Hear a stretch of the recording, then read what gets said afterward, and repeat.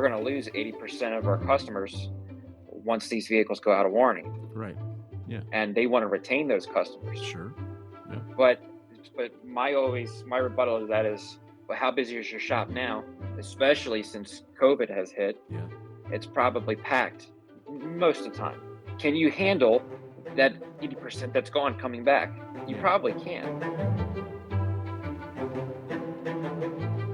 Welcome back to another episode of the Jaded Mechanic Podcast. I got an old friend with me tonight, and I'll get him to introduce himself. Yeah, so I'm Craig. I'm sure if you're active on Facebook, you've probably come across me at least once. Yeah. I'm not a frequent poster, but I guess I'm active enough. I guess I've known you for about almost 10 years now. Yeah. I think this is the first time we've ever spoken. Yeah, pretty much. But, unfortunately, I mean, that's kind of the way the online stuff goes. And, you know, it's funny, right? When we think about where all this has gone from where it started. But I mean, it's been kind of cool because it's given me a platform to be able to, people that have always been engaging with the groups and the interaction, the conversations, to be able to sit down now and kind of just like, you know, like we were talking about just before we got on here, just tell the stories and get to know people better. Like, I know a little bit about your background, but I don't, like, if you were to recite it to me and talk to me like, you know, I've known it all, it's all familiar, I'd be lying. So you work for who now? I work for a company called Transdev. It used to be a company called First Vehicle Services. Right. And then they merged. Mm-hmm. Because you work on like on an ambulance fleet, which I've done in the past too. Not strictly ambulance, but I do work on ambulances. Yeah, emergency vehicles, right? A lot of emergency vehicles, yes. And how is that? It's not bad. Yeah. It's been one of the better jobs I've ever had. Mm-hmm. Mm-hmm. You know, it's the pay steady, it's high. Yeah. They don't, you know, I mean, things need to be fixed quickly. Yeah. But they're not breathing down your neck. And, you know, they kind of get it. Yeah. So. My background on them was that, like, the company that I work for had the contract, so I didn't work for the people that kind of built them directly, or, like, for instance, it was ambulances for Frontenac Paramedic Services here in Kingston, Ontario. They are the subletted contract up here. So the way it kind of works up here is, which I don't think is how it necessarily goes everywhere else, is that they bid and they get approved for, I think, probably 5 or 10 years at a time.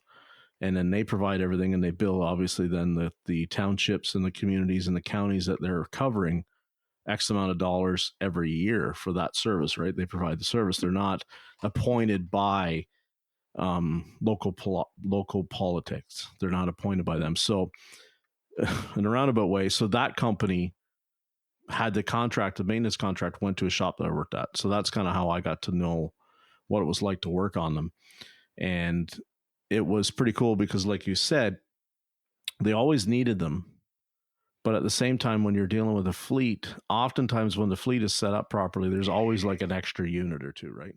So, reserves. Yeah, if you're in the middle of a big repair, it's not like somebody's going to not be able to get ambulance service because your ambulance is in the shop.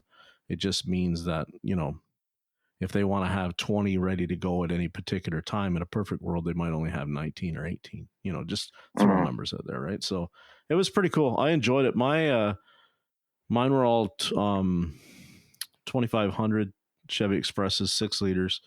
The back body, I guess you'd call it, the van body or whatever, is built by a company called Crestline, which is in Canada up here.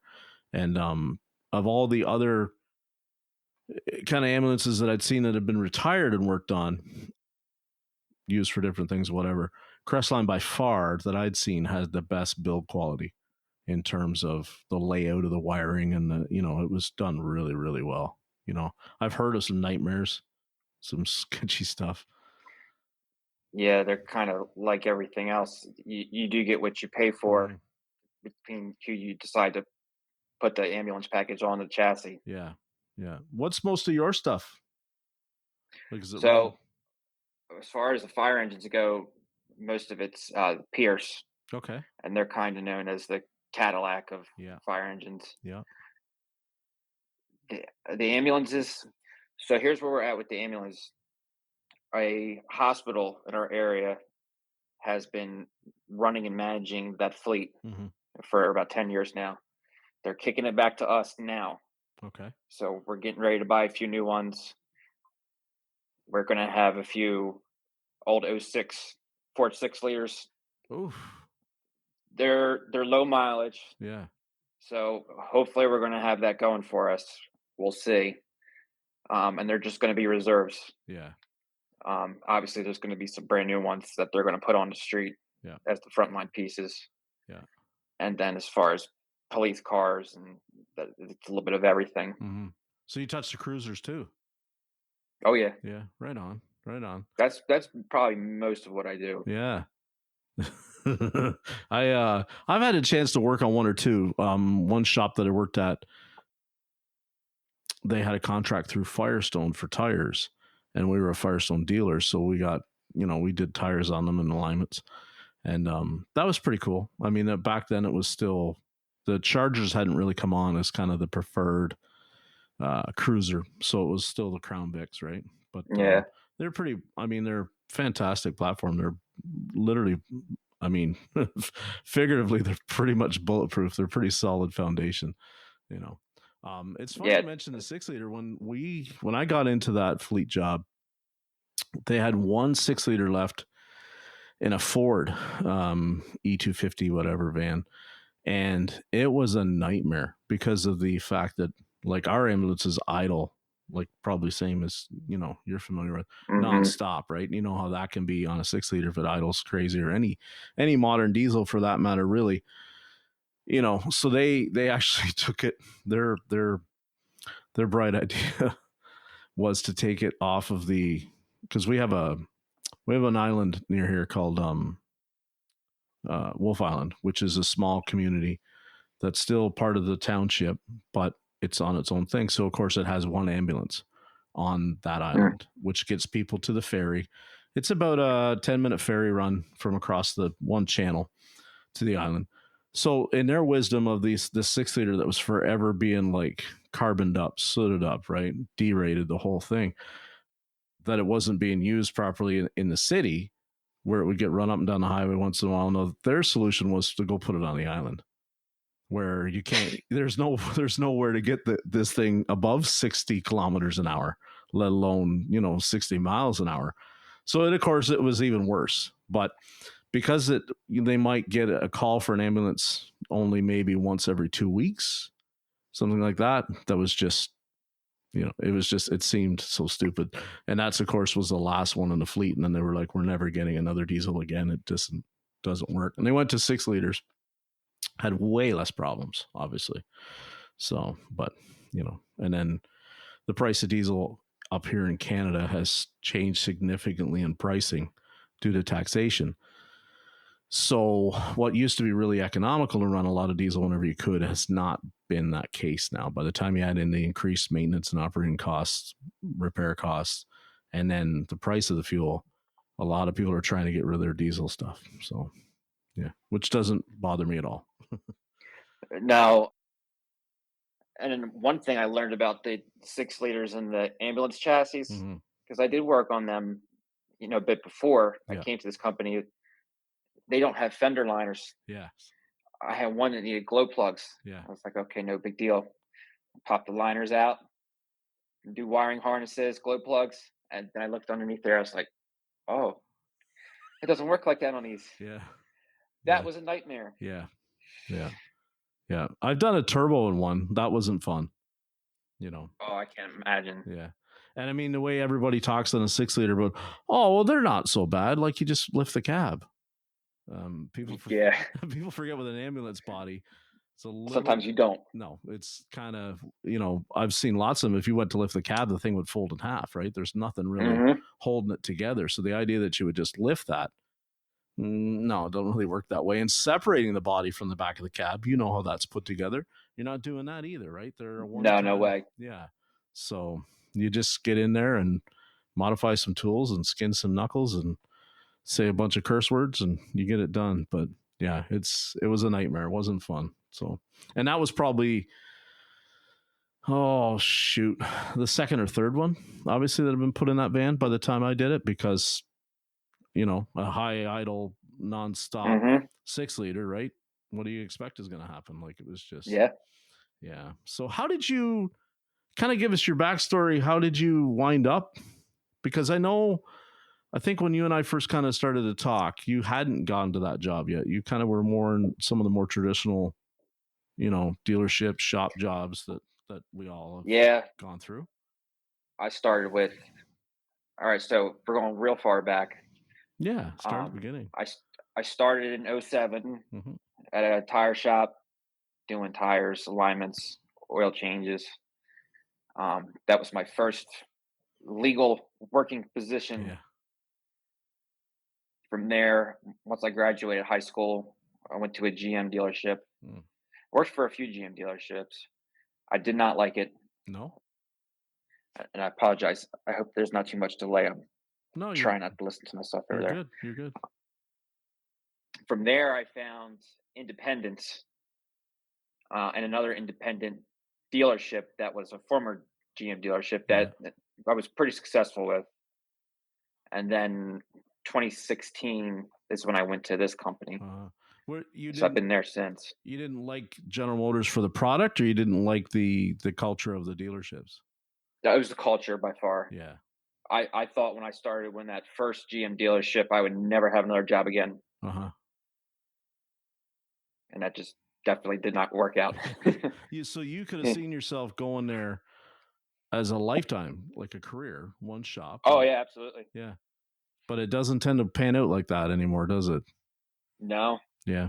Like, I've worked for some guys that have been at the same dealer for, going on 20 plus years. My good friend, he's been at the same one now 17 years. There's a guy in that same dealership that just had a heart attack, came back to work. He's 64 years old. He's got to be close to 30 years with that same dealer. And, it's funny, like, and all the people that, think we're always running down dealerships or whatever, or they'll be the person that they'll look at that and they'll go, well, look at that technician. Like, it couldn't have been all that bad. He stayed there 30 years.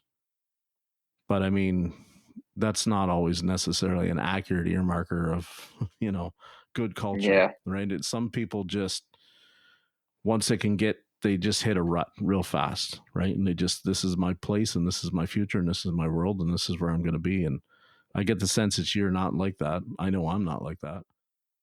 So, Yeah. No, I think a lot of those guys, it becomes routine. mhm.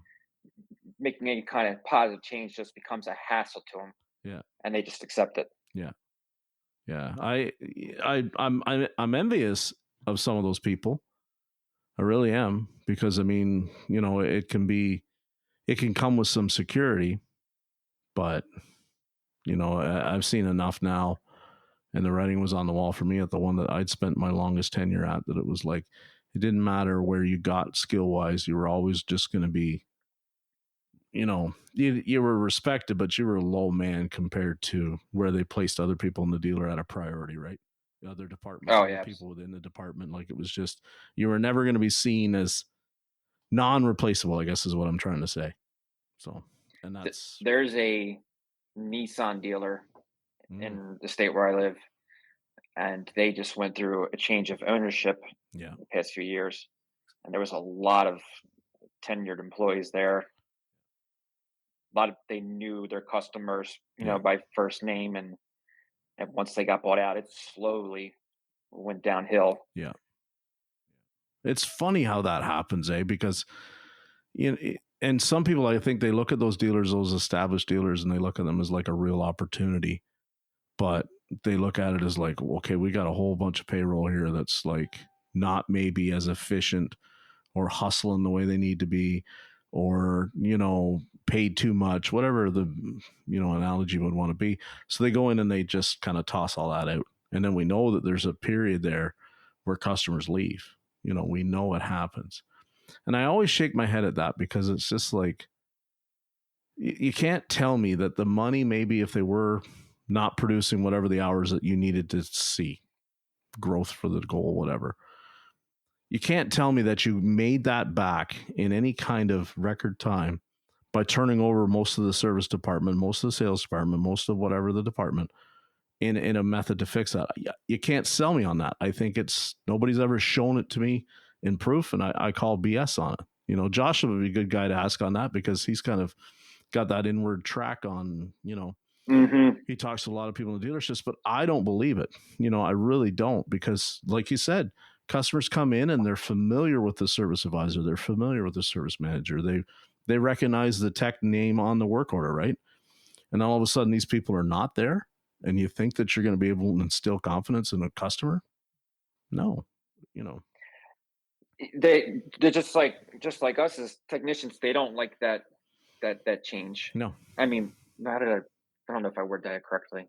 But when you see all that as a customer, yeah, yeah, it doesn't matter what industry it is. yeah, it's huge red It's flags, right? Like it's huge red yeah. flags. I mean, and you know, I, it's not like everybody I think thinks that I'm always ripping on a dealer. I have to always put my hand up and say, no, it's not the case. I've said it to lots of people. If it wasn't for the dealership job, I wouldn't have made it in this industry because where I was at the time, as starting in a small shop, I wasn't getting the kind of training that I needed. I wasn't getting the exposure. I was being held back.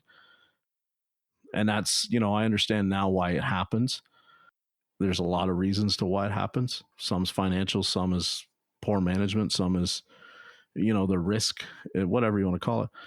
The dealer, because they kind of maybe they were a little more reckless, they gave me a lot more opportunity right out of the gate. And, I was able to come in on the second shift and kind of just learn, go around and try my best at doing stuff, fixing cars, solving problems. And then, I've told that story when I'm straight time and the rest are flat rate. I got everybody's comebacks. I got everybody's nightmare. I got, and it was just, you'd be there maybe all night on second shift. But if 10 o'clock rolled around and you'd been on it since 2, but the car was fixed, they were happy. Like they were like, awesome job. Like that thing's been in 3 times and, day shift is too busy to handle it. Good for you. So, I mean, I wasn't getting those kind of opportunities at the independent store. Not even close. Not even close. I was just kind of, watch, do the grunt work, don't break anything, that kind of stuff. Not that I was breaking stuff at the dealer, but you understand what I mean? Like you're working on brand new cars at the dealership, and at the Hmm. old shop, you might be working on 15-year-old junk. I mean, I remember working on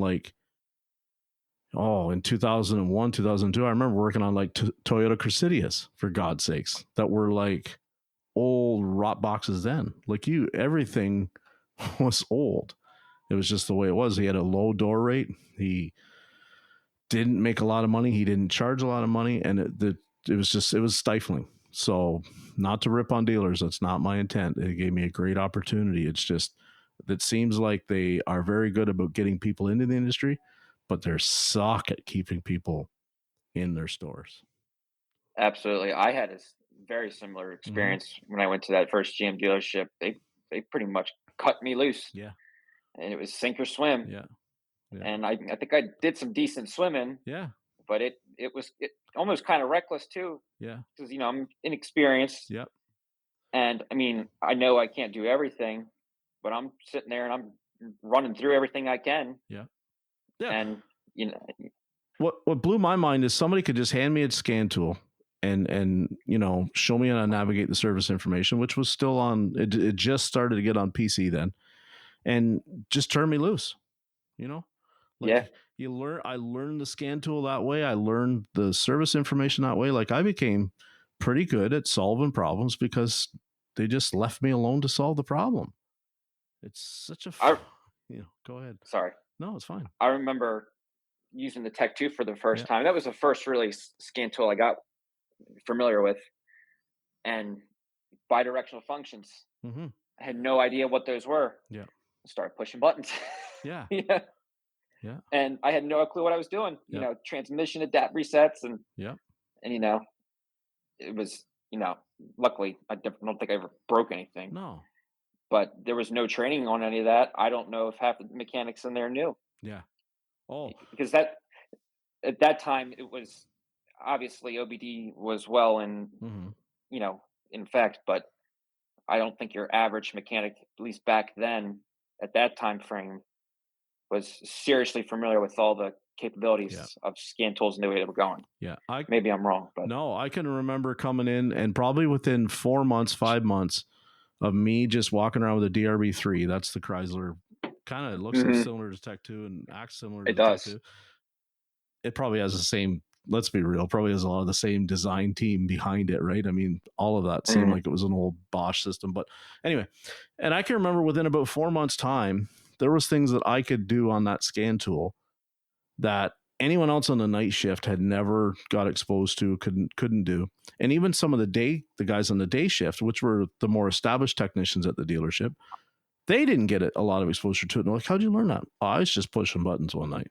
You know what I mean? I can still remember being able to like open up an EGR solenoid and flow the gas while it was sitting there idle and watch the engine lug down and go, wow, you know, because my prior experience had been like an old snap-on brick, an MT 2500, and it was so like only the one guy in the shop touched it, and you know he'd sit there and roll the thumb wheel, and you just kind of were looking at it, but you didn't really touch anything yourself. And I'm not running down that tool; I own one, but you know it was all like had this whole mystique. And then you go to the dealer where there's 3 DRB3s hanging there, right? And you just pick one up, walk over to the car, plug it in, go to work. It was such a different thing. So I mean, I'm thankful for the opportunity that I had from the dealership. I just, you know, it took 12, 13 years and you burn out on the way they treat you.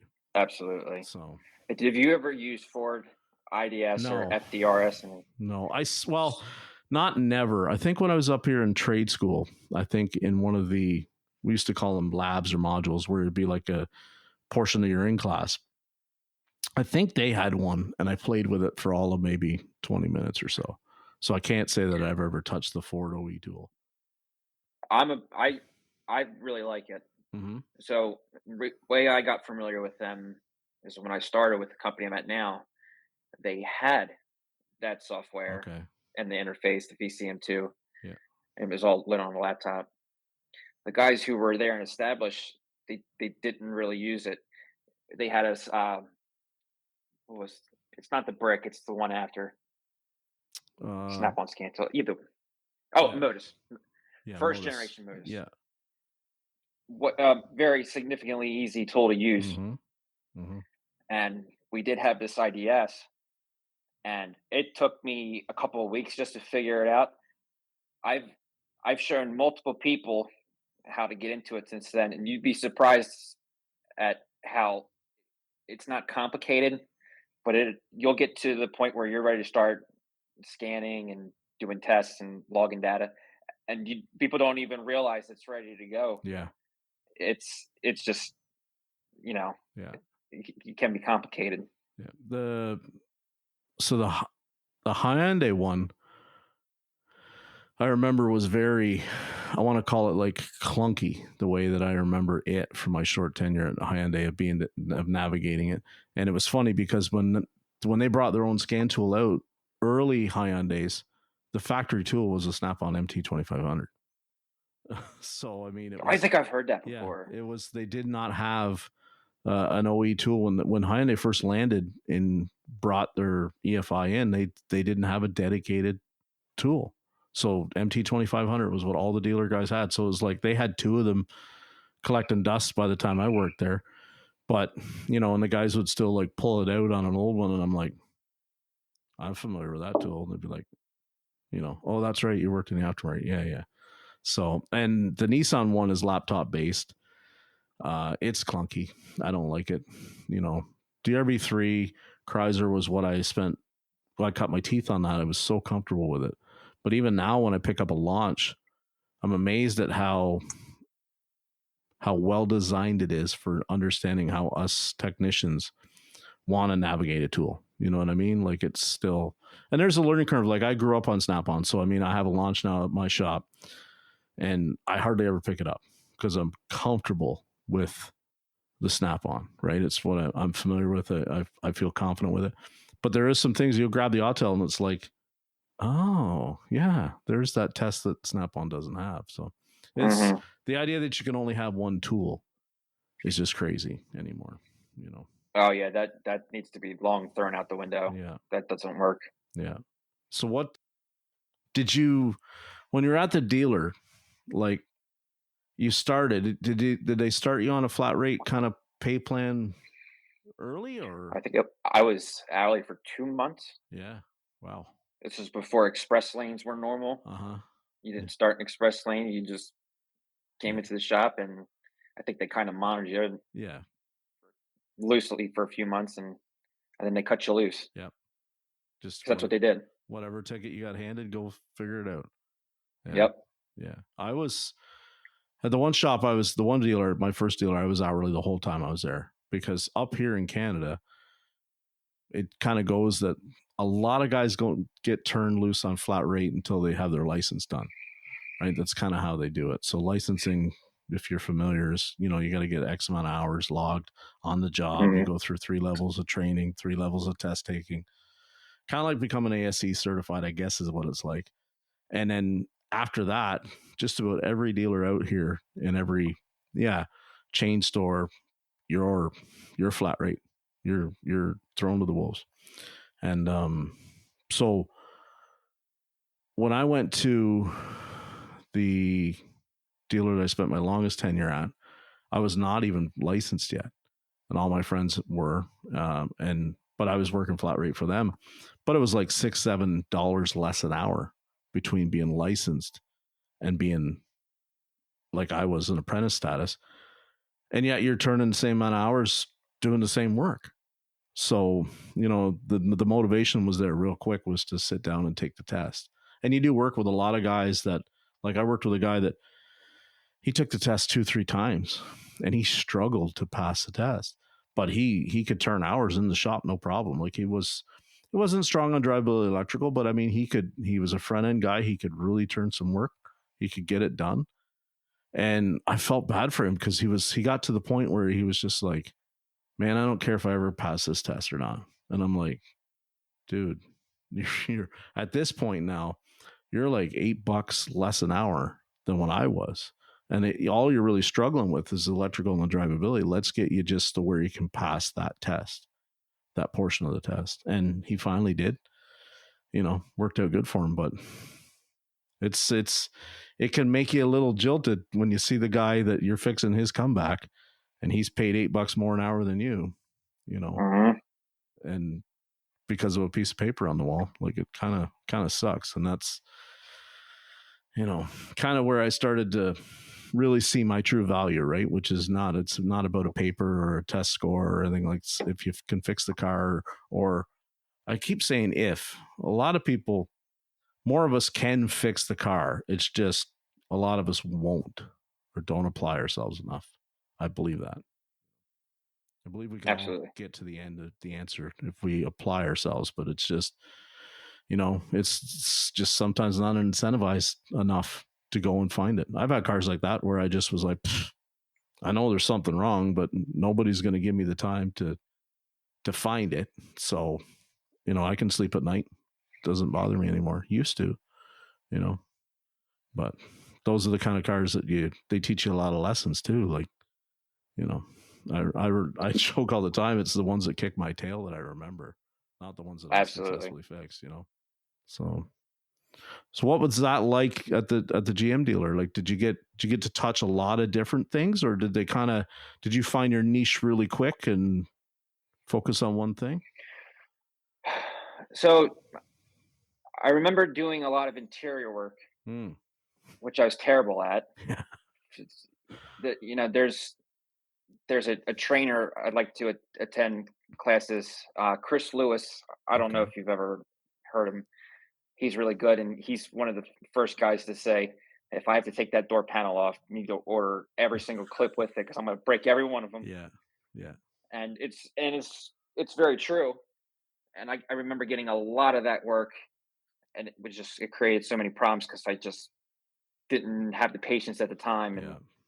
and I spent to schooling in high school, learning about, engines and transmissions Yeah. and brake systems, and now I'm just an interior decorator Yeah. because they're giving away all these interior parts that people break, and Yeah. they're trying to make them happy. Yeah. Yeah. And I've done not enough dashes in my career, thank God, compared to some people. And I just cringe when I even think of having to get a job that involves a dash pull because I suck at it. I'm terrible. I'm slow. It's not that I break a bunch of stuff. It's just the last one I did was a Durango just over a year ago. An older Durango. It's one of the ones when Dodge still had the issues with the seals melting and jamming up the recirc door and the blend door, Mm. and you get hot air on one side, cold air on the other. Like it, I kind of did everything I could to say, I don't know if we should take this job. I know he works for the company, but I mean, this is going to be involved. It's going to be a lot. I mean, it's a lot of hours. It's a big job. I'm just going to be slow at it. I'm going to suck at it. And they're like, well, don't worry about it. Nobody's caring how long it takes you to do it. We just need you to do it. And I'm like, okay, but we're going to continue to have other stuff come in. Like you're going to pull me off of it to go and do this for 3 hours or this for a day or this for, and yeah, it sucked. It was so hard to remember like 10 days later. What screw is this one for? Like it was, Oh yeah. I had many panels that I put on and then remembered I had to take that panel back off to go back in there and do this or do that. It drove me crazy. It was, and I'm sore. I'm like, I ache by the time they're done now. I can't contort myself the way I used to. I'm too old, too fat. So it sucks. But I'm the same way. I'm not built for interior stuff. I can grab all the door panel and I can think I have the screws out of it, and you go and pull on it and you're like, "Er," and you're like, oh shucks. That one screw that they don't show you that's there. There's a little crease there. God damn it. So yeah. Did you do a lot of sunroofs? No, I don't think I've ever had to Yeah. do a sunroof fix, repair, seal, whatever. Yeah. I just somehow dodged that bullet for a long time. Yeah. I Well, and part of it's what I'm doing now. There's nothing that has a sunroof, yeah. so I watched that's I watched at the Nissan dealer a guy do one in a Rogue, and it was, again, it's stupid. It was like I don't know. It was probably February, and it was like a blizzard. And the idiots went down the road and opened up the sunshade, and then opened up the sunroof with all this snow load on top of it, and it all, of course, came into the car. And then they panicked and tried to shut it, and everything got all twisted and bent, and oh yeah, and they warranted it. And we're like, because when it came in, it's like it wouldn't even close, and there was snow all over the front console and seats and the shifter and everything else. And we're like, who the hell warranties this? Like, you're obviously a flipping moron if you went and opened your sunroof in well, February it's in Canada. a dealer that's afraid to Yeah, tell them no. yeah, yeah. But he was like a day and a half doing it, getting it back in, and it was like, because he was meticulous about. He was an excellent tech. He was meticulous about everything he did, but he was like high anxiety on this job of like, I don't want to crease the headliner, all that kind of stuff. And he came out well. It looked good, but I mean, I think he was probably 12 hours into it and probably paid him 6. If That's, that. yeah, if that. And I looked at him and I said, you're a better man than me, because that would be, I'd be rolling my box out. I don't care. They can sublet it to a body shop and have a body shop do it. I'm not interested in donating 6 hours of labor to appease a customer. Not happening. Yeah, So, I'm with you on that 100%. so yeah. So I've done little adjustments on them to get them to seal better or wind noise, but I've never had to remove one to change the motor or change the thing. And I know other guys talk about, oh, it's great. I do them all the time. Oh, well, sure, yeah, Yeah. if you're used to it, Yeah. that's one thing, Yeah. But, but if you have a transmission guy in the shop and you hand him that, what do you think's gonna happen? exactly. Right. Like, he's like, what? Curtain airbag? Like, no, it's just, And then the entire interior's red yeah. because the Yeah. transmission fluid's soaked into his skin. Yeah. Oh, I know. I've been there. Been there. Did you specialize then on any particular facet at GM, or did you just like No, aside not from really. no? I would do whatever they handed me that I could. Mm-hmm. I wasn't getting handed transmission work. Yeah, I would get into that eventually, but not at that time, not in that dealership. yeah, I wanted to be able to do anything as well, right. so I didn't want to say no, Yeah. and I wanted to make hours, so it's flat rate. Mm-hmm. So how did you transition from that one to the next one? What was kind of the pathway? What happened? So I started in spring at that dealership, and then went through the summer. I was making great hours, Mm-hmm. and then I got probably like around this time through winter, and it was you couldn't make more than 30 hours. Yeah. Nobody was. And I remember talking to people and asking them about it, and they're like, "Oh yeah, this is normal. This is every year." I'm like, "Well, this isn't going to work. Yeah. Yeah. That's ridiculous. You Yeah. got to make $50 an hour to you know Mm-hmm. to make it a decent living." Yeah. Yeah. Yeah. So on to the next dealer. No, no, I went to a Nissan dealer after that, Mm. and actually did some service writing there. Okay. And then after that dealership, I went back to another GM dealership. What was the service writing like? It was quite an experience. It's just as stressful, if not a little bit more at times than being a technician. Yeah. Yeah. And I don't believe it's a logical next step No. for technicians that want to get out of wrenching. Yeah. I think that's perceived image that it's been for a long time, Mm-hmm. but it's a totally different, you know. Yeah. People have heard me talk that I think about it might be my transition out, like in order, because when physically I don't want to do this anymore, but I want to still probably stay working. But the more I kind of like, I spent a day this week shadowing, and we're dead up here, right? Like it's January and February are slow anywhere. And so I spent a day shadowing our service writer, young lady at the front counter, for a day, and I realized it's slow.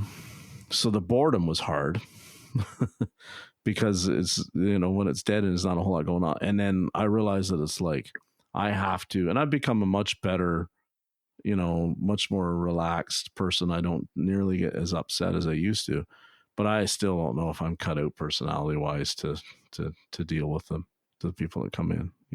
It's really hard some days to be, you know, empathetic to the fact that their car's broken. You know what I mean? Like it just, I don't know why I become And that not only way. that, sorry, I didn't mean to cut you off. No, it's It's a sales position yeah. at its core, Mm-hmm. and they're there for something they don't want to buy. Yep. Nobody gets excited about spending thousands of dollars on their car. No, It's no. That's rough. Yeah. I mean, you spend $2,000 on tires on some cars, and you drive out of there, and the car feels exactly the same as when you drove it in. Like it's obviously safer and it'll Mhm. stop better, but for all that intents and purposes, it's not like you went and jammed two more cylinders on, and the engine makes another 100 horsepower and drives completely differently. It just drives the same. So there's $1,000, $2,000 out of on their credit card bill or out of their bank account that they don't see the they don't see the value, and I don't know. There's certain things that I think we keep talking about that, teaching them value. I think there's just some places that we're never going to convince them that there's value in it. You know what I mean? Like No. until some of them unfortunately put a car in a ditch on its roof because they were going too fast with bald tires, or until they have a really close call and they can see that it's like, I had been able to stop if I'd actually had better brakes and tires. I don't think some customers are ever going to learn. I just think it's the way it's going. We keep adding these more and more safety systems in these cars because people, won't keep their brakes and their tires in top notch shape.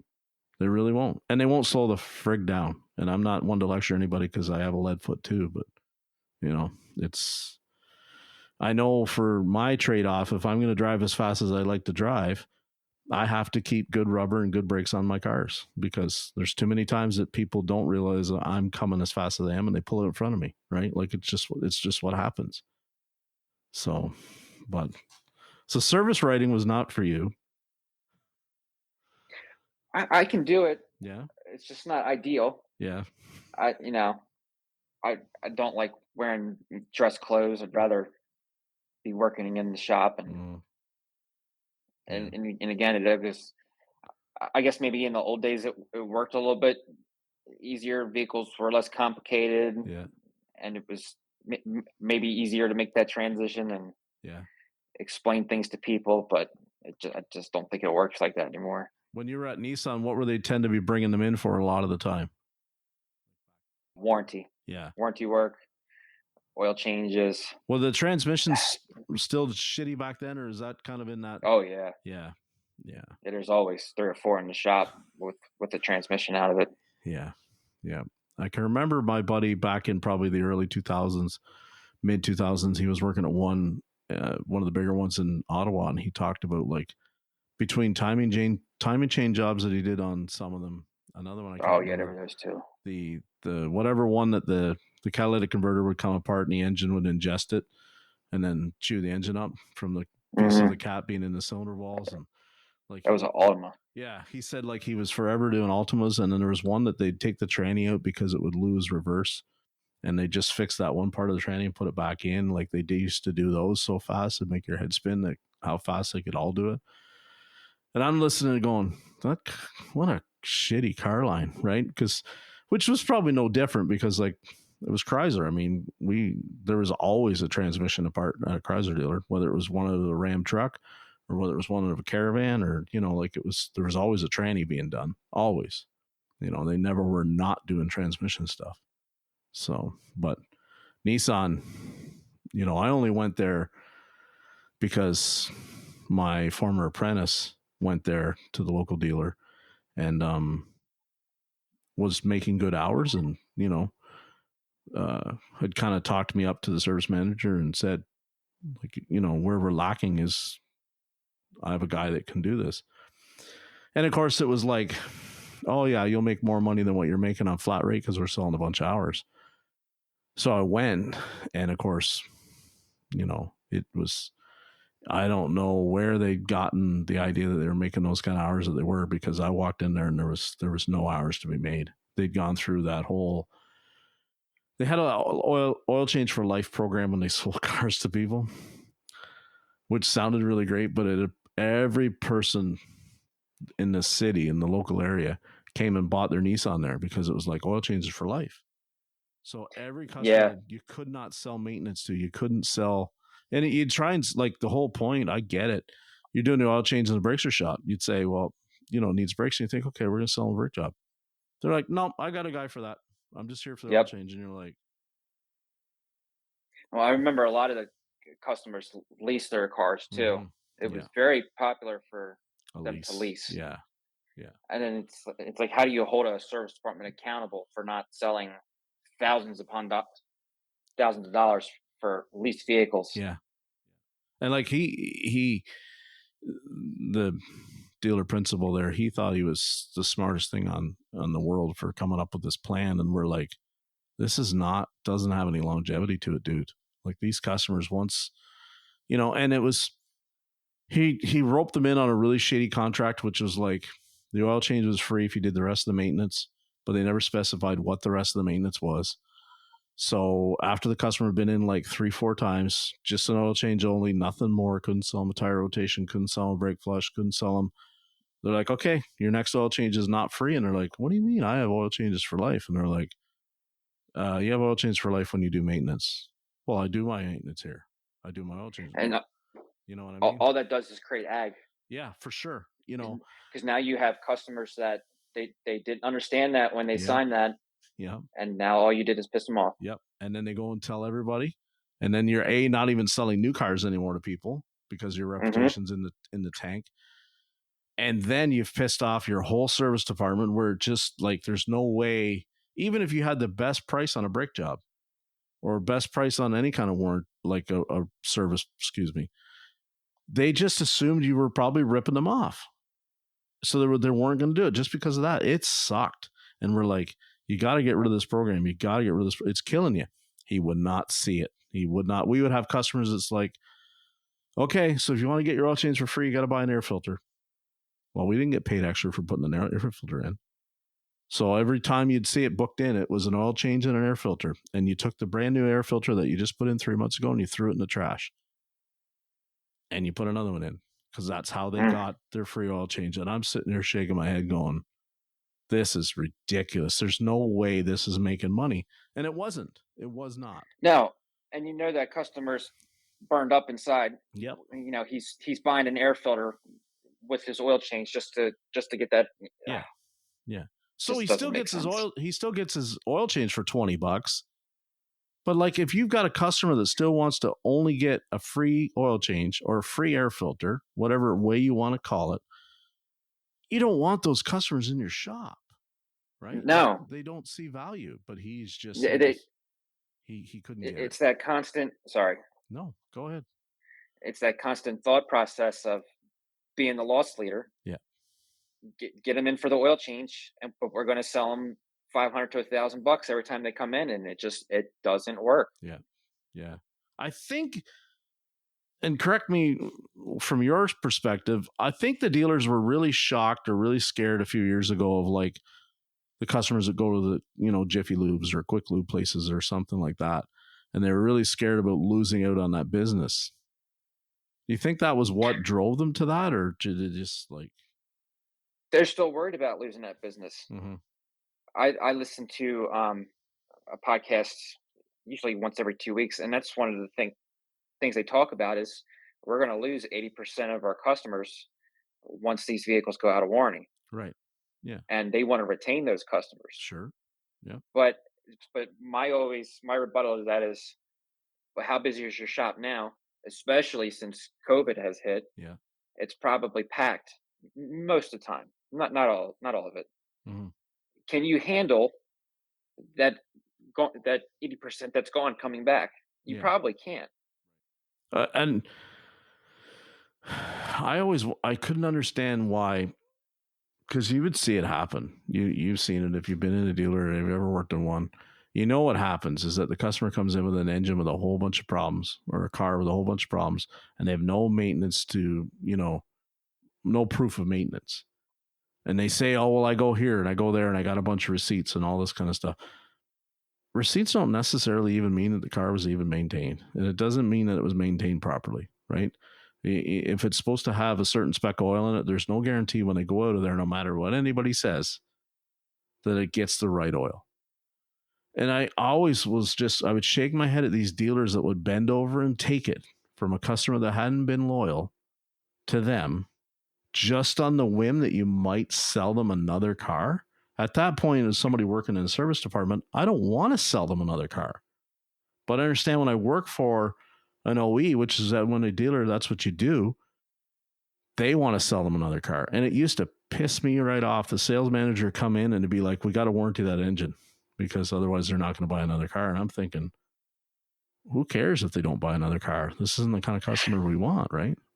We don't even know that the claim is necessarily going to go through, right? If we're going to get audited again, like did happen, how does that? Why would we put the risk down as a sales service department to help out sales? And that was always my rub with people that see me on LinkedIn. Like tend to get a little forward with some of the people that, like, when you look at their names, it's like fixed op manager, dealer group, blah blah blah. Mm. Because I know what they're like, right? I know what they're like. They build their sales department on the backs of the service department, and it just pisses me off because at the end of the day, service doesn't make squat compared to sales on that sale of that car. And even the margin on the new car sale sucks. Money's made in service, it's not made in sales. And yet, but it's always like, oh, they're a good customer. They're a good customer. They bought 5 cars from you. We've never seen them except for warranty work after the fact. What do we gain by rolling over and letting them do it? I see And nothing. sorry, I didn't mean to No, interrupt go you. ahead. Go. I wonder if that's changed in the past few years because I certainly can't speak for it. Yeah. But I know most of these departments, service departments, got to be drowning in work Yeah. between the tech shortage and people not getting rid of their cars. Yeah. I could easily see them putting their foot down on that the Hmm. past few years, but I could be wrong. Yeah. I would love to. I mean, I've been out now with the dealership thing, 4 or 5 years. When I was at, I'll say this, when I was at Nissan, which is the last dealer I was at, they were pretty good about like, they didn't just immediately, like, I can remember having customers come in and have a complaint, and they would send you on a wild goose chase. And if it was a wild goose chase, they got a bill. They got a bill for Diag. And that was so foreign to me because when I'd been at Chrysler, like, if it was under warranty, it didn't matter whether they wasted your time or not, they didn't get charged. But yet here I was at Nissan, and I'm watching them like charge the customer for, if they screwed up, something electrical, whatever, had a remote starter put in, blew a bunch of fuses, and we had to, put the fuse in or whatever. They charged them. And I was like gobsmacked by that because I'd never seen at the Chrysler dealer them have the backbone to actually charge the customer. They were so scared. But at Nissan, they're like, no. So I think it maybe is going a little bit more the other way. I don't know if that's because they're tired of losing money or if they're tired of being audited when they put all these claims through for stuff that's no fault found, nothing wrong, and they're starting to get those claims kicked back. I think they're going to be like, well, if you're going to waste our time on their car, we're going to get paid. I don't know. I'm on the fence about whether that's right or wrong. What do you think? Well, I think when you see a concern and you see the vehicle, if you're familiar with that vehicle, you're probably going to know real quick Mm, if you've seen that before on that vehicle, pattern failures. yeah. If it's something really oddball, especially with as many controllers are in vehicles and nowadays that you can scan, when you got some kind of descriptive problem and no codes and you can't duplicate it, Yeah. and they're telling you every which way to do it and nothing's happening, well, what else do you do? Yeah. Yeah. I mean, and that's like I saw Nissan kind of flashbacks to Chrysler. As soon as Nissan got known for having transmission issues, everybody that brought a car in, it was a transmission issue. Brake pulsation was a transmission issue, right? Like my transmission is not shifting right. And you go drive and it's like, first of all, it's a CVT. It's not supposed to shift. Second of all, the brakes are hammered. That's what you're feeling. No, that's my transmission. No, there's no metal left in and the rotors are pulsating. It's brakes. That's what I found. And then it was like, we had countless people that never driven anything with a CVT before. So they would get in and be like, the transmission doesn't feel right. Well, it's not going to feel like what you're used to. It's a completely different, type of transmission. It's a completely different, way of doing it. And we're not trying to say that they don't, screw up daily. They do. But, Hmm. if you're driving around and it drives just like the last 10, Nissan Rogues that you've driven since yesterday, there's nothing wrong, right? There's nothing wrong. And it just, customers hate to hear that. But again, I was just listening to somebody talk today about how when people are so enamored with the new car purchase, and I don't even mean like a brand new car, a new car to them, the last thing that they seem to notice is how that car actually performs or how it actually feels. And then after they've had it a few weeks, they're like, this feels really odd. And then they're in complaining. They're in with all these, like, and it's like, that's where I feel like the salesperson, once the car is sold, they don't really seem to have any interest in that customer until it's like, can I sell them another one? And Hmm. then I feel like more time than not, if service and sales are going to work together, they're going to work together by like, you sold her that car.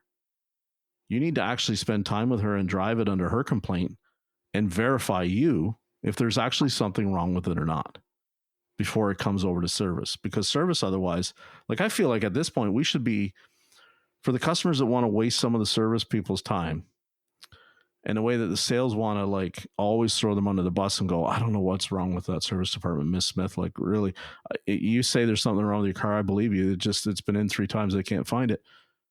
At some point, we should maybe start billing sales.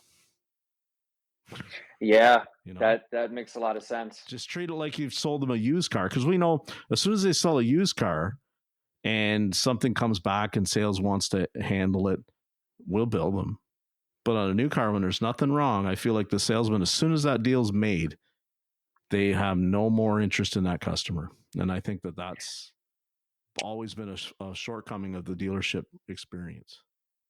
Especially if you understand what their concern is Yeah. and you verify it's something, it's normal operation or not used to, or especially if it's something that sales should have told them about, Yes. or taught them to use properly, whatever it is on their car. Yeah. Yeah, definitely at that point, because that should be part of their job. Mm-hmm. Yep. Well, and it is part of their job. I shouldn't Yeah. say it that way. Yeah. I mean, it should be every salesperson should be able to show them how to link their phone, Yes, to the car. Everyone should be able. If you don't know how to do that, you shouldn't be selling the car. Period. I remember Bluetooth becoming really popular in cars, Yeah. and you'd see multiple of those coming a day Yeah. wanting to get their phone hooked up. Yeah. Just go to see your salesman. Yeah. They should have, or go online and download the instructions on how to do it too. Like, here, give me your phone, pull it out. I'll take it to Google and it'll show you how to do it right on. There's a YouTube video. Like, I mean, even now when I update the Sirius in my Jeep, it's still a process. You're still on the phone with somebody for a couple minutes while you wait for it to, yeah, okay, we turned it back on in your car again. Cool. But like, it's something I can do for myself. I don't have to call my dealer back up and go, hey, I'm going to come by and get you to, link up my Sirius again. Like, it's just something I figure out how to do myself. Like, there's no excuse for the fact that people just don't want to. They want, oh, I want somebody to do it for me. Well, doing it for you is going to cost you some money. So, Well, and I guess that's where we, or I shouldn't say we, but dealers in general, they drop the ball. If they want to be a service department and they want to serve people, that's fine, but we need to get paid for it. yeah. Yeah. So how did you finally transition out of that and kind of, I just I s- so the job I have now, which was the big transition, I saw the ad on LinkedIn yeah. and I applied for it. And a big thing was that I was ASC Master Certified, Mm-hmm. and our company, because they're an independent repair and fleet management company, they're big on ASCs because Right. we don't have manufacturers and Yeah. manufacturer certifications. It's ASC is the only third party Mm-hmm. certification system we have here in the States. Yeah. Yeah. So you're a proponent of the system then, because we've heard some different talk recently. I've made some statements about it, and maybe some of that's based on ignorance because I don't have it here. But you definitely think ASE is a good thing. Absolutely. I think the misconception around ASC is that the service manager or whatever sees somebody with their resume and they have every one of them, or for automotive or truck, whatever, they instantly think that means they can perform any repair they're going to throw at them. Right. But when you take an ASC test, they don't ask you any questions as far as your ability to be productive, Yeah. and that tests your mechanical knowledge.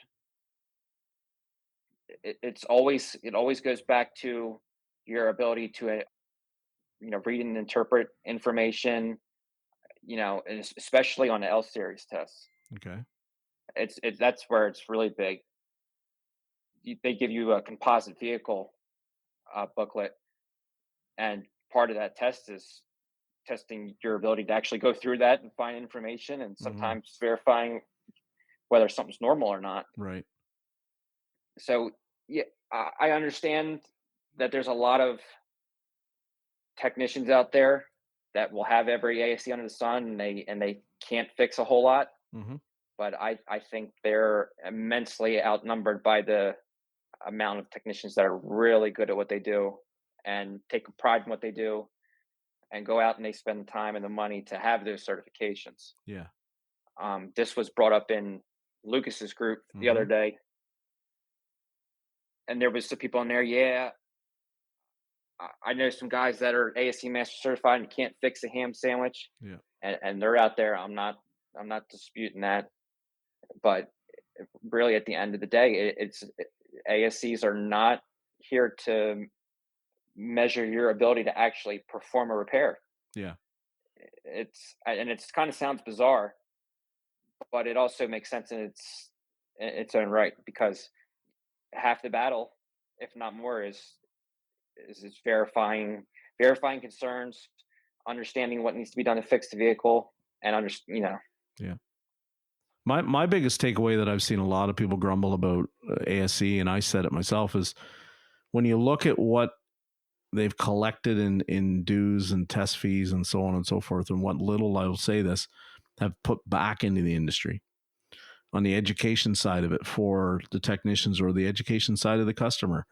I think it's been a terrible investment. I think at some point years ago, somebody should have cracked the book on it and said, where is all this money going? Because, we should have had practical testing brought into ASE at some point.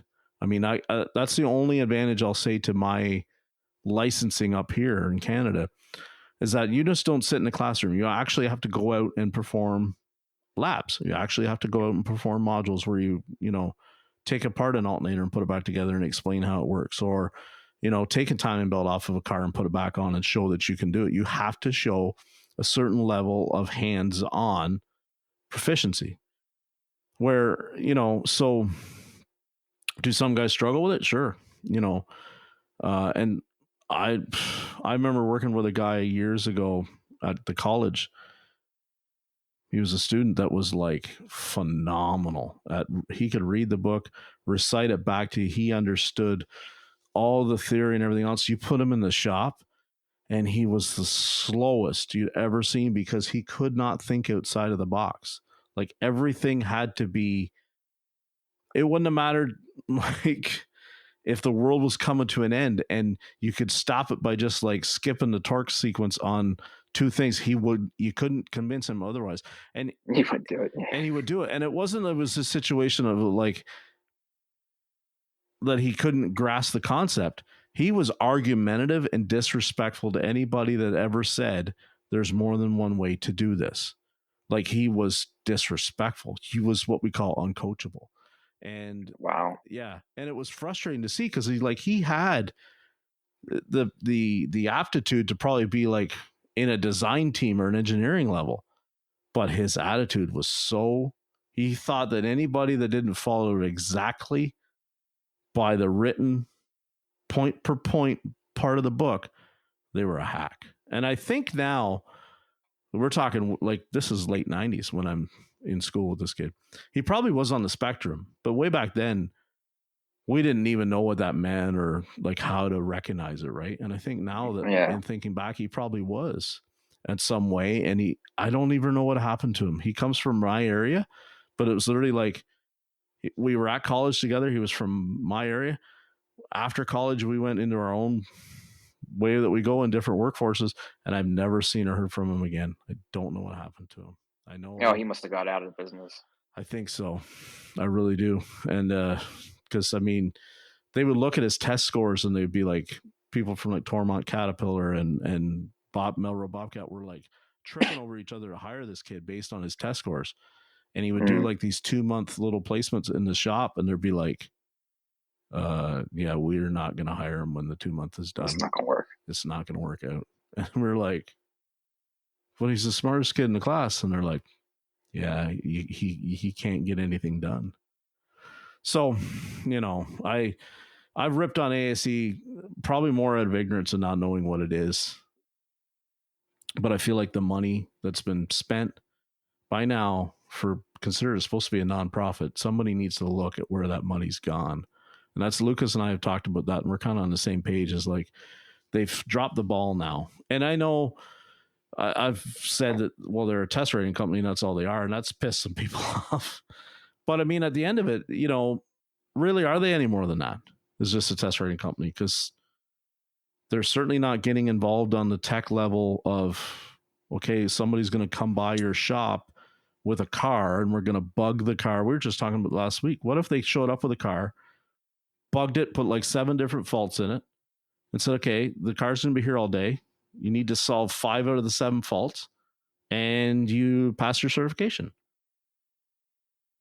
That's a good thought, and I've discussed this with some of my coworkers actually, Mm-hmm. and it kind of comes back to where's that money going that they're getting. And I don't know. I'm not going to have no clue. I'm Yeah. not going to claim to know I do, but that and that's why I always think it's been computer based because that probably the cost of doing that would probably be through the roof Mm-hmm. because they're pretty. I don't know what the exact cost is now, but I know they've doubled since I paid for them myself years ago. Right. And I'm quite honest, if I didn't have my company paying for them, I probably wouldn't hold on to any of them Yeah. except for L1 and L2. That'd be the only Yeah. ones I really have a desire to keep. I know people that I've talked to that have actually been part of some of the test writing in terms of what questions go on it. They Me don't too. they don't get paid big money for that. You know what I mean? No. Like it's not like they're getting, I don't even want to say getting rich, but a lot of them I think they probably, if they went and took a day off work to go and volunteer to do that, or not volunteer, but to do it and get paid, they're making less money than they would have made on the job. And that's Hmm. not right. You know, No. they're coming up with Yeah. a test questions or test questions that are going on that are supposed to be very, neutral and accurate, and we're paying them less than what they could have made to actually go back and fix a car. That's not right considering what the test cost. So, you know, it's an interesting can of worms, ASE. It really is. It's, I'm thankful that I'm up here where, I mean, you just, everybody you work with is licensed other than your apprentices that work underneath you. And you just know that at least with their license, there's some level of competency, Yeah. and that's, That does make sense. you just work around what their shortcomings are, but they all have definitely a basic understanding for sure. Like it's not like I have to sit down with any guy that's licensed and explain to him how an oxygen sensor works. Not even close. Like Right. they all after they've got their license, they all understand it, or know enough of it to pass the test. Now, without ASE, you could essentially walk into a shop and start diagnosing oxygen sensors and not even have ever been tested on how they work, right? Just an Well, oh, example. you can do that in this country Yeah. Yeah. and down here in the States. I mean, yeah, you can. You have to have a license to do hair, but Yep. not to fix a car. Same up here. Yeah. You have to have a license to do hair and nails. It's crazy. It's a recognized And I'm trade, not right? saying that shouldn't. No. I just because I have no clue what they do, Yeah. but it seems backwards when you just first hear it. Yeah. Yeah. That's all I'm saying. Yeah. So what's what's the worst part of your job right now? Like if it's emergency vehicles, do you see some things that kind of are unsettling, or I guess is that No, we got a good batch of people in that shop that mm, do a pretty good job. Probably the worst is probably the abuse that a lot of those vehicles get, really? and a lot of it's out of people just don't care. Yeah. That's I can't tell you how many times I've done a job that I put a lot of quality in and Hmm. you know placed high importance on it. The vehicle does a very important job, and somebody breaks the next day and they don't care. Yeah. They drop it off, fix it again. Just like tearing up the interior, that kind of thing. No, I mean, say they bottomed the car out because Oh they yeah. jumped it and they ripped the subframe out and the Yeah. exhaust, and you go and you put new ones, and they do the same thing again. Yeah. Yeah. It's happened. Yeah. We had an ambulance that they had to go to the university, and they had to go down to a section of the university campus to get somebody and bring them out bring them in a stretcher, put them back. The only way to get down to it was to go down a flight of stairs. And they took they took the 2500, they bottomed the oil pan out on every step. By the time they got down to Mm. the bottom of it, it was leaking oil. And they had to put the person on the right and carry them across the lawn then to where somebody on the sidewalk where the next ambulance was waiting for them, and put them in that way because the paramedics did not want to carry the person across the lawn. They thought, we'll drive the truck down there. Well, if they didn't go and do it again. And so this is the kind of thing when we talk about fleets and what taxpayers sometimes pay, you're sometimes paying for an exceptional level of stupid. You Hmm. you really are, because like, and there's no, I mean, at the end of the day, what's the repercussion for that? They didn't lose their jobs, because I mean, I wouldn't want necessarily a paramedic to understand every nuance of what their vehicle will and will not do. But I mean, it should be pretty much common knowledge that, if Unit 419 went down those steps and it ended up with $4,000 worth of damage, you don't take another one down those flight of steps. Yeah, But the vehicle's not capable of that. that's right. But I mean, maybe they thought, well, if I get a running start, maybe, I don't know. Like, it was something to see. Yeah, it was something to see. Yeah. So what what's the future like for this job? Like, when you start to get a little older, and is there a way that you can transition to a management role within this company? That's my goal Yeah. at this point, especially I'm 17 years into doing this. Mm-hmm.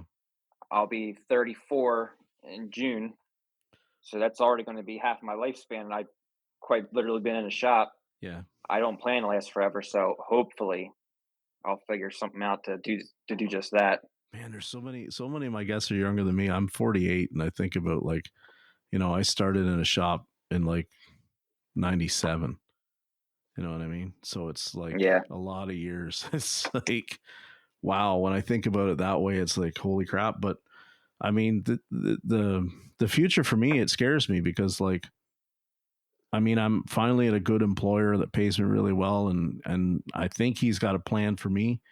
He hasn't really laid it out yet, but I kind of feel like he's, the way he leans on me for input and advice and processes and stuff like that, I feel like he's got a long-term plan.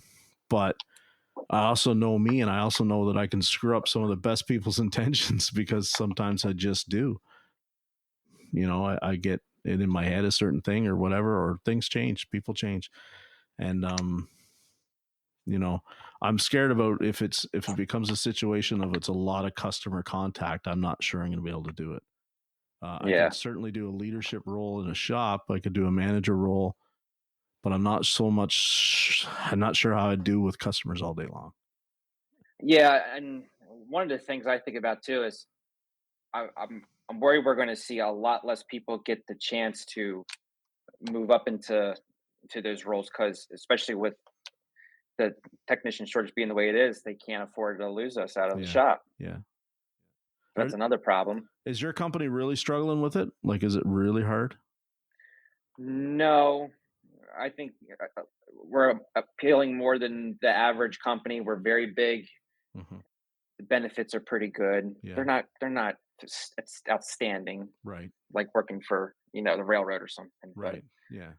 there's no flat rate. Yeah.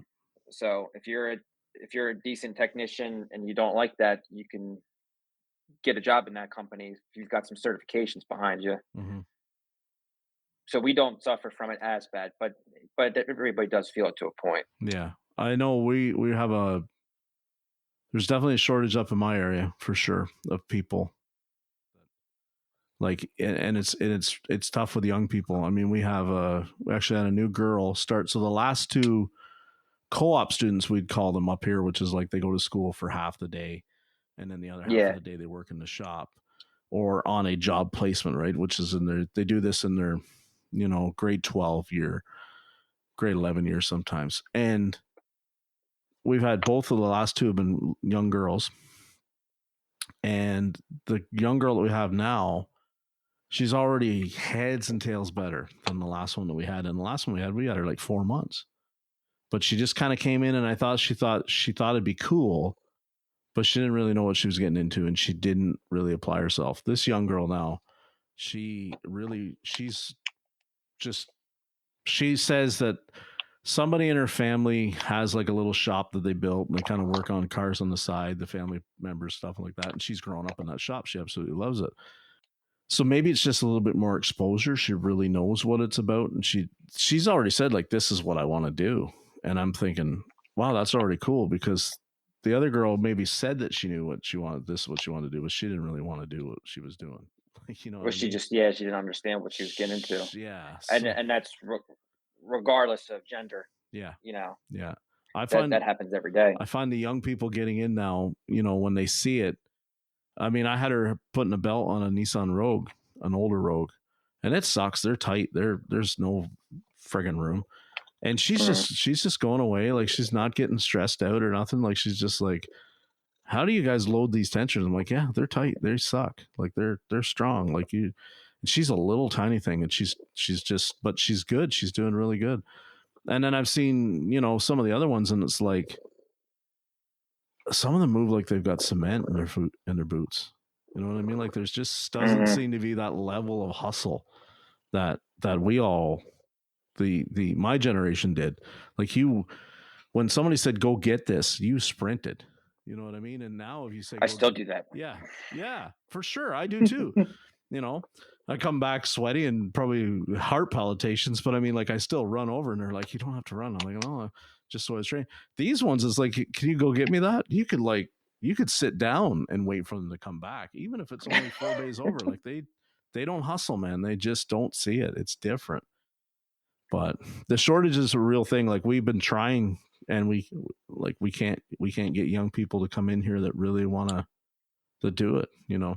It's I think part of that could be solved by not presenting this industry as entirely technologically and electronically driven. right. There's still plenty of line work to do. Yeah. That's one thing I don't really agree with. Like a lot of companies advertise and manufacturers, there's still, like I said, there's still plenty of line work, and there's still plenty of people that you know we need to. Sorry, my cat's trying to That's okay. jump on it. There. There's still plenty of mechanical work to do, and I still run into people that would like to do mechanical repairs, are a little bit intimidated by doing electronics Hmm. and computer based diagnostics and repairs, that they steer from away from the business, Yeah. Yeah. and they could end up becoming you know very well skilled with those repairs. Mm-hmm. Yep. I don't think that we have to advertise this as, oh, you like your cell phone, come fix this car by Yeah. pressing buttons all day. It's not reality. No, it's still not. And I know that guys talk about, like, if you grew up coding, or if you did, played a bunch of video games, you're going to be able to. That's not the case. It's not there yet. Yes, it is. It's getting closer to that every day, where some guys, roll into a job site and, link up through Bluetooth and put a different program into the car, and the car's fixed, and bam, they're gone. They really don't even necessarily need to, lift the hood for anything more than maybe to put a maintainer on. That's it. But that's still, like, that's not even true diag for a lot of what these people go out there. Like, you see some of the guys, and it's like their diag is like they're going to it and it doesn't run. You know what I mean? So you can't be like, okay, I'm really Yeah, good at checking circuits, but I suck at, you know, jacking this thing up and getting at where I need to get the harness at. Like, you still have to be pretty technically sound to do that in an efficient manner, especially on mobile when you're outside doing it. On the ground, you've got to be even better in some regards. Like, you don't have the luxury of being able to put it 7 feet in the air so you can see it from behind, right? You're rolling around. It sucks. It's a young person's game to do it at that level. But I I mean, had a. Oh, sorry. Go ahead. it there is a future for it for sure, but I don't think it's totally here yet. Where some kid that's really good at Fortnite is going to be able to go out there and just set the diagnostic world on fire. So go ahead. You were saying you had a. I had a coworker who he was he was a heavy truck mechanic, Mhm. so he wasn't as well versed in some of the electronics and computer controls. The trucks are a little bit further behind than Yeah. cars. They're catching up very quickly, Yeah. and he was asking me about what school should his brother go to learn how to fix cars. But he specifically said he just wants to do the computers. I'm like, well, then he needs to go to electronic engineering school to Yeah. either figure out how he's going to put computers together or write the code. Mhm. That's not what this. It's not what we're doing yet. No. It's not quite that simple. No, it's like my guest from a couple weeks back. He's the one that does the Caterpillar trucks at the mine. Like a lot of what he does is still remote because it's literally like you're sitting there, between, GPS sonar kind of plotting the truck, how it goes. And you're looking at data all the time from, how it's driving Sorry, itself. But you got to move the cat around. It's cool. she's gone. But I Sorry. mean, it's still a lot of like when it's got an issue that's not related to that, he's still on the site and he's still got to go out and crack the hood open and look at why, the thing's going into derate or something like that. Like it's not just like he gets to do one facet of it. He's still expected to be like, you might have to roll your sleeves and, get dirty once in a while. And, yeah, the way they're selling to the next generation coming in that like, oh, it's not like the old days. You're not going to get dirty. You're not going to touch tools. You're just going to program. We're not there yet. We're not there yet. No. So, and it's funny because people have known me for a long time. You have. I've always been like, the guy that's on the line is important, but the guy that can only put the part on and not necessarily even know why the part's being put on, I've never felt that was necessarily equal pay grade, right? And as I kind of meet more people and talk to more people, I see how there's a place for everybody in this industry. There really is. It's just I haven't figured out how the pay trickles down and how that works because it's, you've heard my rants. It's not about how many hours you turn, right? I think at the end of the day, it's how valuable is your skill set compared to someone else's. And, Absolutely. which I guess then the guy that can, do repetition over and over again and it come out problem free, still a very valuable asset. But somebody has to be able to. I likened it to there was a post today about. I can't find the post. I don't know if the guy took it down or what. You might have seen it where his tech did a wheel bearing in like 35 minutes, and the gross pay or gross profit on the job was huge. And he couldn't, Oh yeah, I did see right? that. And then he couldn't understand Yep. why anybody would want to do diag or a shop to do diag. And I likened it to, well, that car could have 4 wheel bearings on it that are bad. But if it won't start and run and get to the shop, you're not going to be able to sell one. You Yeah, know the what I wheel mean? bearings are useless. Good point. And so, and that to me, it's always how I thought. Like all that other work that the car needs is great to have. But I've seen at the dealer where, like, if you couldn't solve their electrical thing or that thing that drove them nuts, you didn't get all that other work that happened after the fact. You never got it, Mm-mm. So that's the future for me is just trying to do what I've always do is just focus on what I'm good at. And I like that kind of work. I feel like it's still worth a little bit more because of that analogy of you can't, I can't do their brakes if their car won't run. They won't bring it to me if their car doesn't run. But I do see how most of us maybe are a lot closer, should be a lot closer in pay than what I used to think 5 years ago. I used to think that the guy that was like the whiz on drivability and electrical was worth a ton more money. And now I'm realizing that it all depends from shop to shop, how it's set up. What's your workload what's your bulk of your workload coming in, you know? Yeah, I agree 100%. Yeah. So what's the future hold for you? You don't really know, or like if this job ended tomorrow, what would you do? I don't know because this is the only thing I've ever done. Yeah. Quite literally. Mm-hmm. You know, as technicians, we're a little bit of electricians, plumbers, Yeah. welders sometimes. Yeah. I honestly don't know what I would do. Yeah. Been doing this for so long.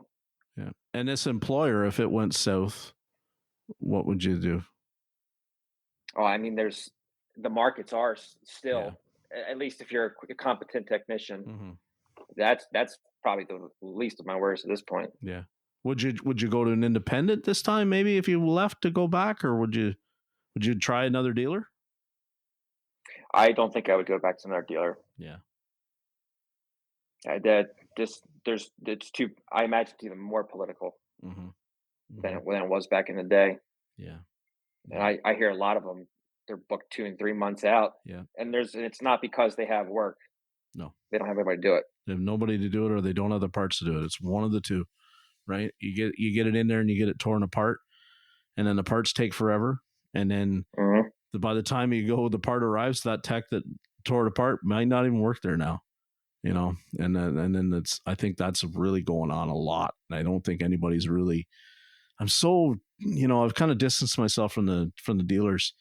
I'd love to know if that's a real thing that's happening. I think it really is, because if you judge by what the want ads that are coming across, like different job websites and stuff like that, the dealers are always looking, always looking. Always. I joke and I say you could go to any dealer in my city right now, carry a resume in, ad posted or not, and you'd have a job tomorrow, guaranteed. And you know what you could probably do in a process? You could probably sit at the service manager's desk and put your feet up on it Yeah, and tell him, hire me for this amount. that's He'll right. hire you. Yeah.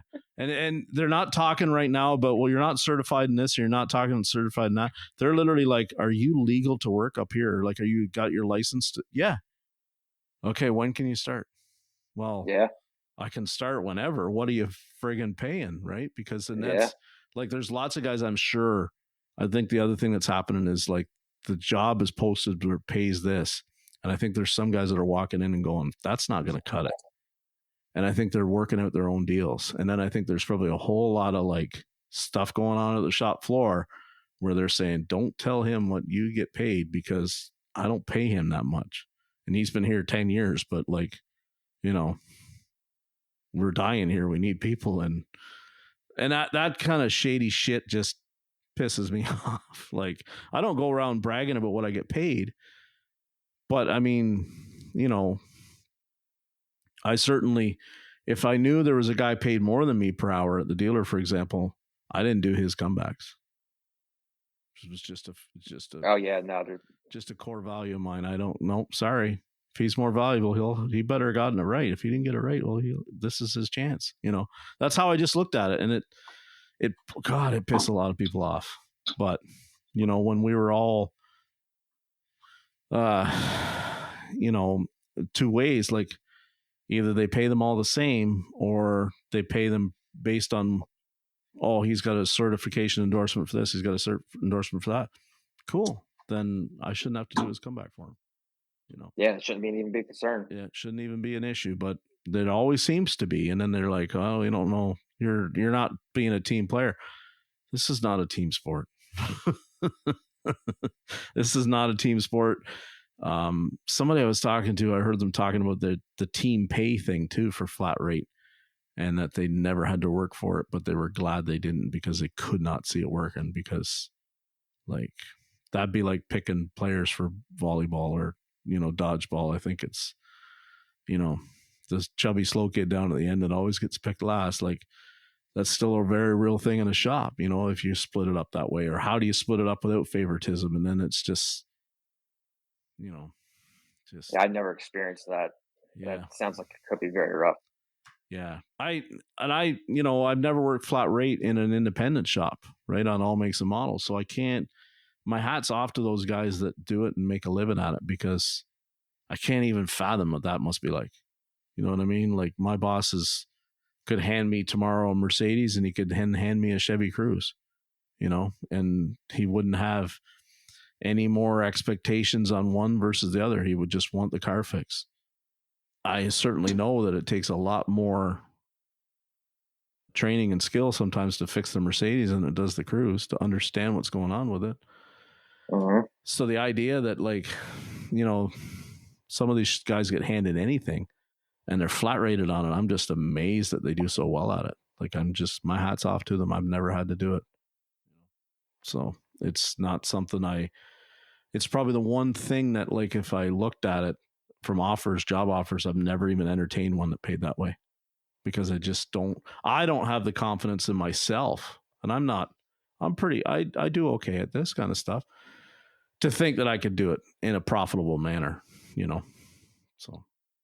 and especially with those independents, and traditionally they work on older, more Mm-hmm. rusted vehicles. Yeah.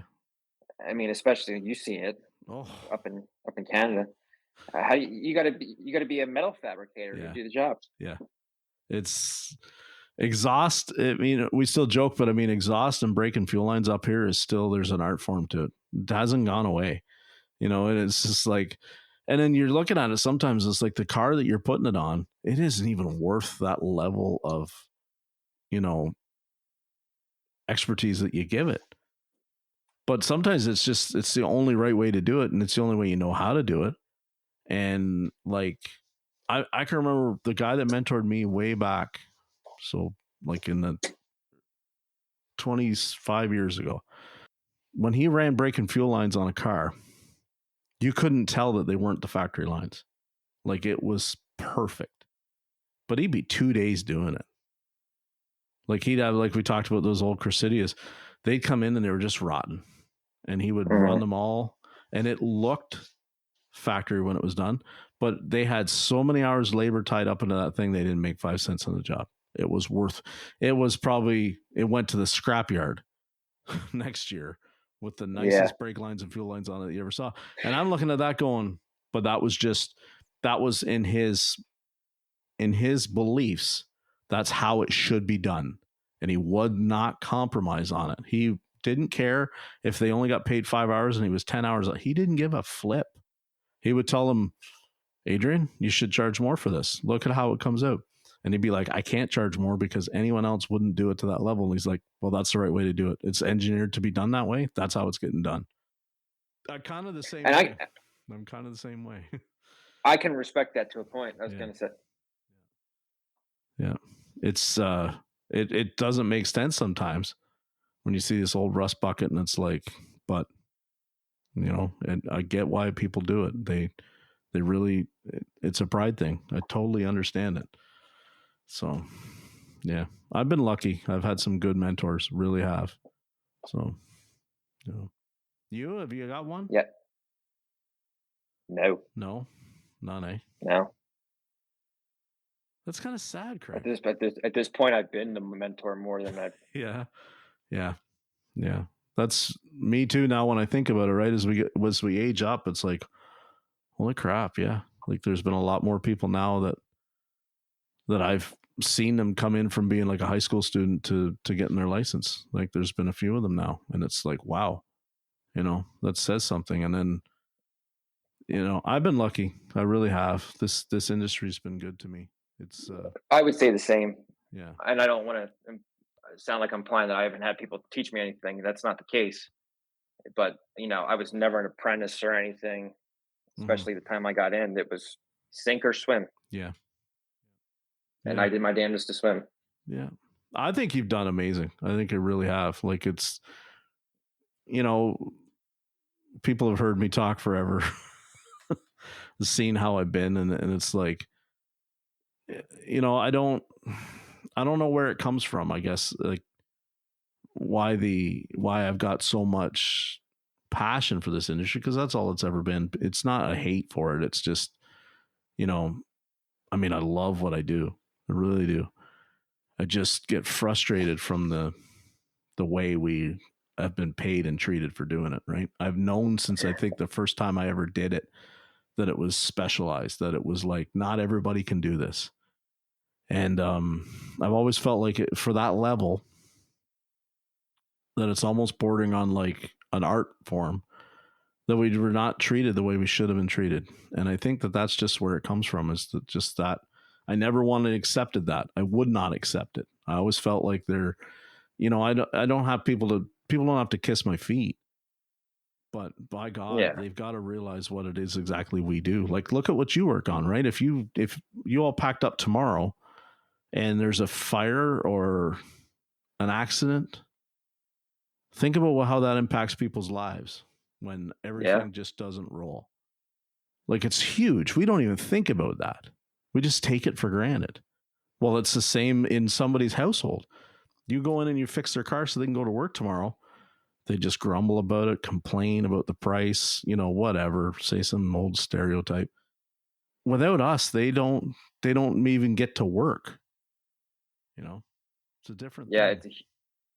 it's a huge problem, and our business has been so cutthroat for a long time. Yeah. It was normal, Hmm. and people were used to it. Yeah. Yeah. I I think wish. that's where a lot of it stems from. Do you think it's changing though? Oh, it's in the process, unquestionably. Yeah. You think like I made a comment today, I think sometimes in the groups people, they join them but they don't really engage, right? They join them or they don't really learn from other people's examples. They just kind of you see the cycle continuing. Yeah, I installed a customer's parts and it bit me in the butt, or I let the guy leave and take payments and now I can't, he shut his phone off. You see shit like that and you're like, how is this still happening where people, are not learning from other people's mistakes? But I genuinely think that the engagement that's happened in the last 10 years of online, of people being able to just like share and talk, has really, I know, I 1000% know that the kind of rants that I've made and the kind of statements I've made and the way I've sometimes called people out for what they do has definitely made an impact on what people will accept. There's a lot more techs that are now taking jobs and they're like, I'm not going to accept being treated like that. I know them personally, as they should. as they should, right? And that's good. So, do I feel like I'm going around with a mark on my back because, it's making it harder for owners out there or people to, no, I don't. And I really don't care. Do not care. If one of them comes up to me one day and says, you've made it so difficult, I used to be able to hire techs for this and now none of them will do that. I'll be like, good. That's karma because somebody did me wrong at some point and I didn't necessarily do them back. I just started to talk about it. And if it all of a sudden makes where more people value themselves and that makes it tougher for you to get one over on them, that's what it's supposed to be about. That's what sharing is supposed to be. That's how you want to truly mentor. It's not just showing them how to do something, it's showing them how important they are, you know. So, I mean, that's really what in life what we should be doing, I think, is the important people is reminding them that they're important. Our loved ones, our family, our, not to get all philosophical, but I mean, when you value yourself and you value your other people around you, the people that are responsible for your success, your family, your staff, your boss, it's all a circle. When you appreciate them and you show them that just everything gets better. It's Yeah, not I about agree. the money, right? It's just about it's showing it. And that's sometimes what we forget.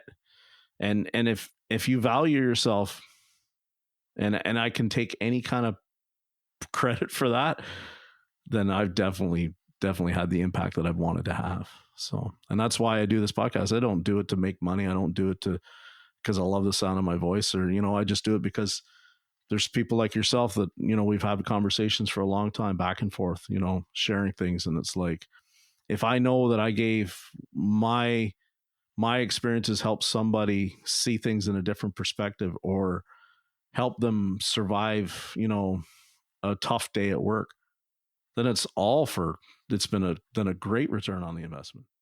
You know what I mean? Absolutely. You want to see the industry get better Yeah. and people get treated better, Yeah. and for the terrible cycle that we've been on for decades not continue. Yeah. Well, what's your closing thoughts, Craig? What do you think? Oh, I think we're just starting down the road of a lot of change. It's going to be slow, Yeah. but I think you'll see a lot of the shade tree shops start going out of business. Mm-hmm. They're not going to be able to sustain what they're doing, not just because of reputation, but the internet and Yeah. Facebook and Google reviews, and you're going to see less quality technicians being willing to work for them. Yeah. I think that's like, I think that's somewhat of a good thing. I think it's a terrible growing pain, but I think in the end we come out better for it. You know, Absolutely. I don't think there's still a shortage of, there's definitely not a shortage of shops. There's just definitely a shortage of techs that, are what the shops need. And a lot of shops that are crying for certain types of techs, they don't even really need that tech. They really don't. They just need Yeah. to think about, do you really need that job that is going to like require that tech that you don't have? You maybe better should think about, playing to your strengths. So that's what I think is happening. And it's going to suck. You're going to see a lot of people, wait longer to get their car fixed. You're going to see the prices to get your car fixed go really, really high. And as long as some of the techs are reaping that as a reward, I'm good with it. I really am. It sucks that parts are behind. It sucks that, cost is up for everybody in such a downturn in the economy I think that we're headed for. But I mean, at the end of it, we're not responsible for it. We have to value ourselves. And if we finally are, and guys are, wearing the wheels off their toolbox because they're going to a better opportunity for themselves, I'm never going to fault them for that, ever. That's what it's about. You provide for the people that matter. Now, you do that with your skills and your paycheck. And, I appreciate loyalty, but man, you got to get it while you can get it. It's a short run. You don't have, your body won't hold up. So, No, and that's another thing I think that our industry has to find a solution to. You know, what the average age of us is like 50. yeah. That's not good. That's a huge problem. Yeah. Yeah. And it's like, I'm 48 and I won't be 58 pulling a wrench. Guarantee it. I'll be Yeah, in the I don't industry blame you. somehow, but I won't be 58 yanking on a wrench. I won't be lifting the tire on and off a car. Yeah, There's just no way. It's not, the body's not designed to do it. Are there techs that do it? Sure, there are. But I mean, why? the yeah. the shop I worked at, we were just talking. The one guy, he's 65, he had a heart attack. And there's another tech that works there with him. He's 66 years old. Like And that's, we got I know a guy that's 70 working in the industry still. yeah. And this 65-year-old one, he was a frontline transmission guy till only probably the last 5 or 6 years ago, and now he's doing a lot more electrical and diag, which has been a big learning curve for him. But he's getting it apparently. I guess he's doing okay. And then the other one at 66, he's he'd be BTech level. So he still does a Mm. lot of brake jobs, a lot of front end, a lot of tires every year. And you wouldn't know he's 66. He's in better shape than me. He's in phenomenal shape. And he takes care of himself. He eats well. He exercises but man, to be 66 and still having to do that many tires every tire season. Well, I Man. guess it's great if he can do it. Yeah. Yeah. If he's hurting, that's another thing. If he's hurting, he's never really complained about it. I know he's smart. He wears a back brace and he's careful about how he lifts and all that jazz. And, but it at some point it doesn't matter. Like you step wrong, and it isn't even a situation of you weren't in shape, or you just step wrong. Something goes out of alignment and something gets hurt. And every year that you do this, it slows down that ability to recover. It really does. Your body doesn't bounce back. So anyway, I won't keep any more of your time. I appreciate you coming on here on a Friday night and sharing this with us. So it's Yeah, this was good. yeah, I enjoyed it. We should have done this years ago, but I mean, it is it is what it is. It took a long time to get to this level of where I just have this platform now to be able to reach out. But I mean, for sure, you and I will talk again for sure. And keep me Yeah, I'm up for it. keep me informed of how things are going. And if you get neat stuff that you run into at the shop, share it with me. I'd love to see it, because I miss some of that modified vehicle Uh, stuff some days. So I used to post a lot in the Facebook groups back in yeah, the day, yeah, and I'd ask a lot of questions too. yeah, yeah. And I've been Me too. Me too. trying to get myself to get back into that Yeah, yeah. All right. because Well, it engaged people. yeah. That's all it's about, right? I mean, we keep Yeah, having the conversations, we keep engaging people.